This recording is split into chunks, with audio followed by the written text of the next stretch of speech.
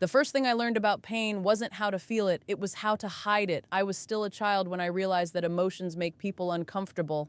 Not all emotions, just the honest ones. Sadness that lasts too long, silence that doesn't have an explanation, questions without clear answers. I didn't learn this from a lecture. I learned it from reactions. When I looked upset, people got awkward. When I cried, the room changed. Conversations stopped. Adults didn't know what to say. Other kids didn't know how to respond. So I adjusted. I smiled more. I spoke less. I learned how to make things normal again. At that age, I didn't call it hiding. I thought I was being good, easy, mature. I thought keeping things to myself was the right thing to do, and when I smiled, it worked. People relaxed, they moved on, they stopped asking questions. That's when I learned something quietly dangerous. If I look okay, everything stays okay. So I made sure I always looked okay. I became very aware of how I appeared to others. I learned how to control my expressions, my tone, my reactions.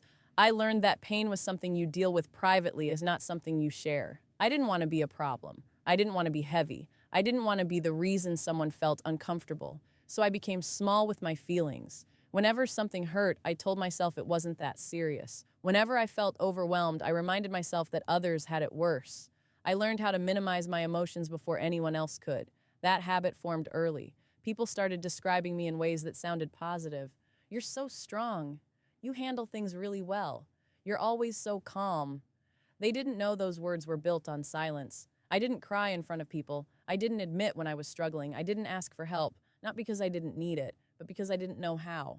I thought strength meant control. I thought maturity meant emotional restraint. I thought surviving meant staying composed no matter what. And because no one corrected that belief, it stayed with me.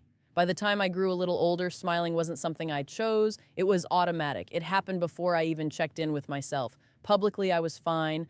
Privately, I was learning how to carry things alone. But at that stage, I didn't see it as a problem. I thought this was just how life worked. You feel things quietly. You don't slow others down. You keep moving. What I didn't realize was that every emotion I hid didn't disappear. It waited. It waited in my body. It waited in my thoughts. It waited in the quiet moments when I was alone.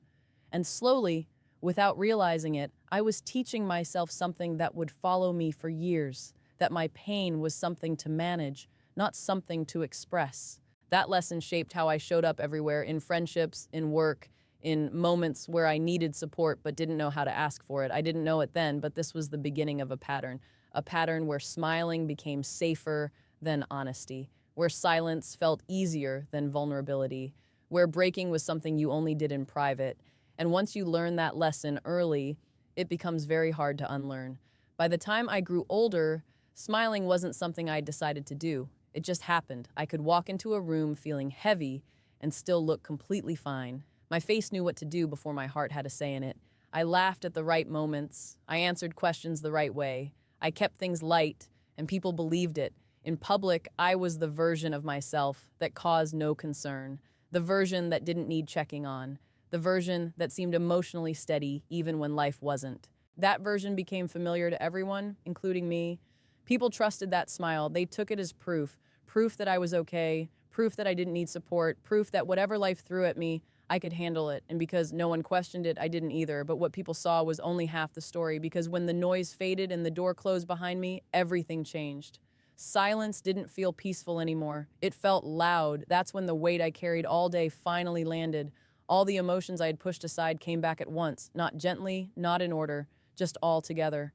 I would sit alone and feel exhausted without knowing exactly why. Not physically tired, emotionally drained from holding myself together, from being fine for hours at a time. Public life felt like performance. Private life felt like recovery. I started noticing how much I looked forward to being alone, not because I disliked people, but because being alone meant I could stop pretending. I didn't have to smile, I didn't have to explain, I didn't have to manage reactions. I could just exist. But even in those quiet moments, I struggled to be honest with myself. After so long of pretending, I wasn't always sure what I actually felt. I only knew that something inside me was heavy. And that scared me, because pretending doesn't just hide pain from others, it slowly hides it from you, too. I would replay conversations in my head and wonder how no one noticed. Then I'd remind myself that I made sure they didn't. That contradiction kept looping. Part of me wanted someone to see through the smile. Another part of me was terrified of what would happen if they did. So I stayed silent. People would say things like, "You're always so positive. You never seem stressed. I wish I handled things like you do." They meant it as praise, but every time I heard it, the distance grew, because the more they believed that version of me, the harder it felt to ever show the truth. I felt trapped inside my own image. I didn't want to disappoint people. I didn't want to explain something I barely understood myself. I didn't want to suddenly become too much after being so easy for so long. So I kept the balance: public smiles, private silence, and that silence wasn't dramatic. It wasn't loud pain or visible breakdowns. It was quiet heaviness, the kind that sits in your chest and follows you everywhere. I didn't feel broken enough to ask for help. I didn't feel okay enough to relax. I was stuck in between. Days passed like that. Weeks, months. Life kept moving because nothing looked wrong, and I kept moving with it, even though internally I felt disconnected. The gap between who I was publicly and who I was privately kept widening, and I didn't know how to close it without everything falling apart, because once you build a life on being fine, honesty feels like disruption, and I wasn't ready to disrupt anything yet, not even myself. The hardest part about hiding pain isn't carrying it. It's realizing that no one notices. Not because they don't care, but because you've trained them not to see it. Over time, my pain became invisible. Not ignored, not dismissed, just unseen. And invisibility hurts in a quiet, specific way. It doesn't shock you. It slowly empties you. People assumed I was okay because I looked okay. They trusted my smile more than the possibility that something might be wrong. And honestly, I couldn't blame them. I made it believable. I showed up. I functioned. I kept my life moving forward. I did everything a strong person does. So when things got heavier inside me, no one questioned it. Why would they? I had become the person people didn't worry about. That role sounds comforting until you realize it leaves no space for help. There were moments when I wanted someone to pause, to look past the surface and ask a deeper question. Not how are you, but are you really okay? The kind of question that creates silence, the kind that gives honesty permission to exist. But those moments never came. And when they didn't, I blame myself. You didn't say anything. You didn't show it. You can't expect people to notice what you hide. So I stayed quiet. I learned how to suffer politely. The pain didn't explode. It condensed. It stayed controlled. It followed me into rooms where I felt present but unseen, into conversations where I participated but didn't connect, into nights where the silence felt heavier than the day. I was surrounded by people and still deeply alone. That loneliness wasn't about being by myself. It was about being unknown. The gap between who I was and who people thought I was kept growing, and the longer that gap existed, the harder it became to close it. Because once people get used to your strength, your honesty feels unexpected. Once they believe you're always okay, your struggle feels out of character. I was afraid that if I finally spoke up, I wouldn't be taken seriously. Or worse, I'd hear, "But you always seem fine." So I carried it myself. I convinced myself that asking for help would be dramatic, that my pain wasn't bad enough, that I should be able to handle it the way I always had. But pain doesn't disappear just because you manage it well. It accumulates. I started feeling emotionally faded, not broken, not falling apart, just slowly losing color. Like life was happening, but I wasn't fully inside it, and no one noticed because nothing looked wrong. That's when invisibility becomes dangerous, because when no one sees your pain, you start questioning whether it's real. You minimize it, you rationalize it, you tell yourself you're overreacting, you become your own judge. I wasn't breaking loudly, I was breaking quietly, and quiet pain doesn't get interrupted, it just continues. There was no dramatic moment where everything collapsed, just a growing sense that I was carrying more than I should alone, and no idea how to let anyone in. I had spent so long hiding that being seen felt unfamiliar, risky, almost impossible.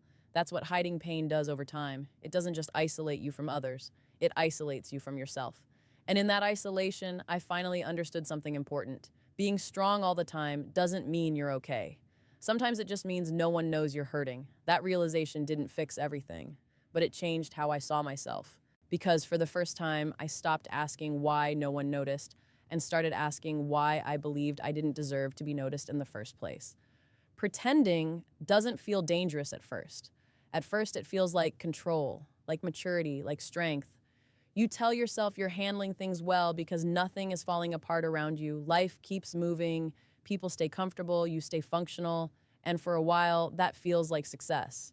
but pretending has a cost, and it doesn't ask for payment immediately. It collects slowly. I didn't notice the cost in one big moment. I noticed it in small ways, in how tired I felt after simple interactions, in how drained I felt even on days when nothing went wrong, in how rest didn't feel restorative anymore because my mind never stopped performing. Even when I was alone, I was still holding myself together, still minimizing, still managing emotions instead of feeling them. I had forgotten how to let go. That's when I realized pretending wasn't just something I did around people anymore. It had become how I existed. I didn't ask myself how I felt. I asked myself how I should behave. I didn't check in emotionally. I checked in functionally. And that disconnect started taking things from me. I lost excitement first. Things that used to matter didn't hit the same. Good news felt neutral. Bad news felt expected. Everything existed in the same emotional volume, low, not calm, numb. That numbness scared me more than sadness ever did, because sadness means you still care. Numbness feels like you're slowly disappearing. I had built an identity around being the strong one, the reliable one, the person who doesn't fall apart, and I didn't know how to step outside that role without feeling like I was failing. If I admitted I wasn't okay, who would I be then? Would people still trust me? Would they still come to me? Would they still see me the same way? So I kept pretending. I told myself this was just adulthood, that everyone feels like this, that being tired all the time was normal, that emotions settle down as you grow up. But deep down, I knew something was wrong, because surviving isn't the same as living. I could handle things, but I couldn't feel them fully. I could support others, but couldn't support myself. I could explain my behavior, but not my needs. I was good at endurance, bad at honesty. Pretending had taught me how to suppress without realizing it, how to delay emotions until they felt inconvenient, how to prioritize stability over truth. And over time, that suppression turned into exhaustion. I wasn't burning out dramatically, I was wearing out quietly.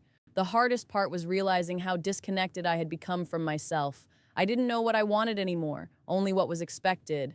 I didn't know what I needed, only what I could manage without asking. That's what pretending does when it becomes a lifestyle. It turns coping into personality, and once that happens, you stop seeing it as something you do. You start seeing it as who you are, but pretending doesn't heal pain. It just postpones it. And the longer you postpone, the heavier it becomes. I finally had to admit something I didn't want to face. Smiling all the time wasn't keeping me safe anymore. It was slowly breaking me, not loudly, not visibly, quietly, and once I saw that truth, I couldn't unsee it, because pretending had taken enough, and I was running out of space to keep carrying everything alone. Honesty didn't come to me as courage, it came as exhaustion. I didn't reach a dramatic breaking point. There was no loud moment where everything collapsed. What happened was quieter than that. I just got tired of carrying everything alone, tired of pretending, tired of explaining myself internally, tired of being strong in ways that no one ever asked for. For the first time, I stopped asking how to stay composed and started asking how to stay real. That shift didn't happen overnight. I didn't suddenly become open or expressive. I didn't tell everyone how I felt. I just stopped lying to myself. I admitted that smiling all the time wasn't strength. It was a habit, a survival skill I learned too early and held on to for too long. And once I saw that clearly, something softened inside me. I started allowing small moments of honesty, not big confessions, just truth in safe spaces, saying I'm not okay without explaining it away, letting silence exist without filling it with reassurance. At first, it felt uncomfortable. I was so used to being easy that honesty felt heavy. I was afraid of being seen differently, afraid of becoming a burden, afraid that if I stopped smiling, people would leave. But something unexpected happened. The world didn't fall apart. Some people didn't know how to respond, and that was okay. Some conversations became quieter, and that was okay too. What mattered was that I was no longer disappearing to keep things smooth. I started redefining what strength meant to me. Strength wasn't staying quiet. Strength wasn't holding everything together. Strength was allowing myself to be human without apology. I stopped expecting myself to be emotionally available to everyone while being unavailable to myself.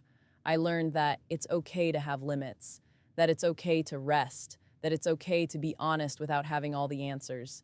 Healing didn't make me louder, it made me clearer. I still smile, but now it's real. I still stay quiet sometimes. But it's a choice, not fear. If I could speak to the younger version of me, the one who learned to hide pain early, I wouldn't tell them to toughen up. I'd tell them this. You don't have to earn the right to be honest. You don't have to smile to be loved. You don't have to be strong all the time to be worthy. And if you're listening to this and it feels familiar, if you're someone who keeps it together in public and falls apart in private, I want you to hear something important. You're not weak for feeling this way. You're not broken for being tired, and you're not alone even if it feels like it. Hiding pain doesn't mean you're strong. It usually means you learned early that your feelings needed to stay quiet to survive. But survival isn't the same as living. You're allowed to take up emotional space. You're allowed to be honest without having a solution. You're allowed to be seen. Smiling can be kind, but honesty is kinder, especially to yourself. I spent a long time smiling in public and breaking in private. Learning to stop doing that didn't make life perfect, but it made it real. And that reality, even when it's messy, feels lighter than pretending ever did.